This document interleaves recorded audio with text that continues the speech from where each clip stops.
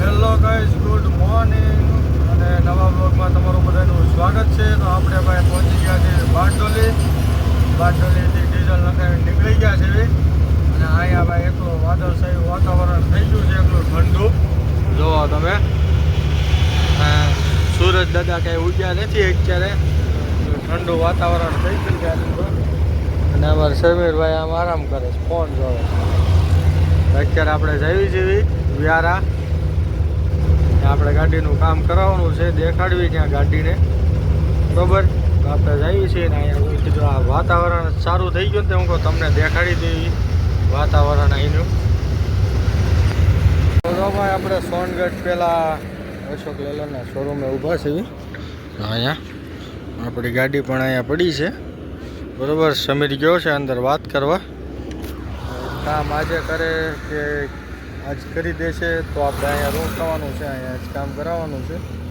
અને જો કામ નહીં કરી દે તો આપણે આગળ નવાપુર બાજુ જવાનું છે, બરાબર. તો હવે સમીર આવે પછી પૂછીએ શું કીધું છે. તો જો ભાઈ આપણે વ્યારા તો આપણે ગાડીનું કામ કરાવ્યું નથી, કેમ કે ત્યાં એ ભાઈ કીધું ભાઈ વાર લાગી જાય, એટલે આપણે ત્યાંથી નીકળી ગયા છીએ. અત્યારે પહોંચ્યા આપણે નવાપુર બોર્ડરે. હવે આ નવાપુર બોર્ડર છે, આપણે પહોંચી ગયા. સમીર આમ બેઠો છે. આપણે કામ ક્યાં કરાવવાનું છે ભાઈ? હા સમીરભાઈ, જોઈ લે. હાલો તો આ બોર્ડર પાર કરીને જ છે. જો ભાઈ આ ક્રેન જોવો તમે, કેવડી મોટી ક્રેન છે. આના ટાયર જોવો તમે ખાલી, આવી છે મોટી જબર ક્રેન ભાઈ. એક ટાયર જ બહુ મોટું છે ભાઈ આનું. તો મિત્રો આપણે પહોંચી ગયા છે વિસલવાડી બાયપાસે, બરાબર. વિસલવાડી બાયપાસ પાર કર્યો છે આપણે. હવે આપણે દેવેલનો ઘાટ ચડાવવાનો છે. સમીર ગયો છે ચા લેવા માટે. અને બીજું એ કે ભાઈ આપણે આ ટીપે ગાડીનું કામ નથી કરાવવાનું.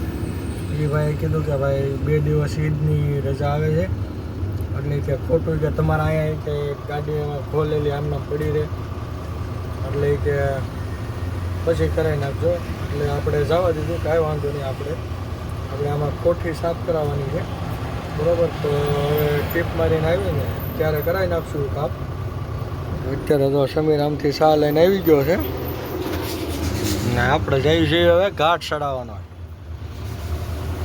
હા ભાઈ સા લઈને આવી ગયા. હાલો જઈને ચા પીવી હોય, બરાબર ને સમીર? ફાઇનલી મિત્રો આપણે પહોંચી ગયા છીએ દેવેલવાળા ઘાટે. આપણે ઘાટ ચડવી છે હવે, ઘાટ ચડાવી છે આપણે ધીમે ધીમે.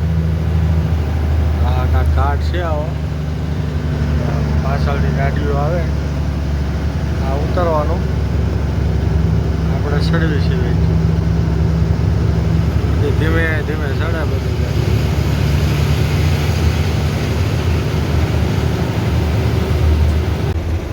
ફાઇનલી મિત્રો આપણે તારાબાગ પહોંચવા આવ્યા છીએ.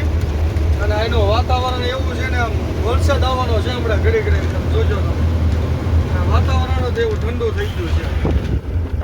થોડીક વાર જો વરસાદ તમને બતાવશો, વરસાદ આવશે એ પાકું છે. પવન ને એવું બધું બહુ ઝાઝું આવવા મળ્યું છે.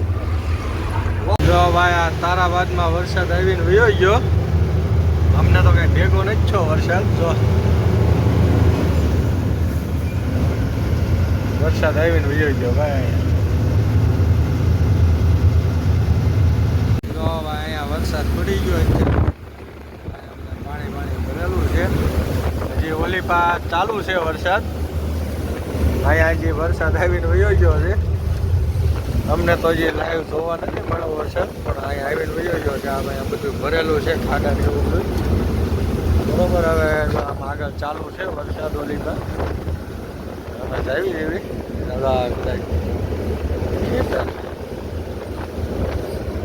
અત્યારે અગવે છે અમારે સમી. હાલે વરસાદની મોજ ને ઠંડો પવન. કેવો ઠંડો પવન કેવો આવે? નંબર ઠંડો પવન આવે ભાઈ.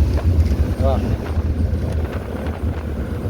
ફાઇનલી મિત્રો અત્યારે રાતના વાગી ગયા છે 1 અને આપણે પહોંચી ગયા છીએ ઔરંગાબાદ, બરોબર.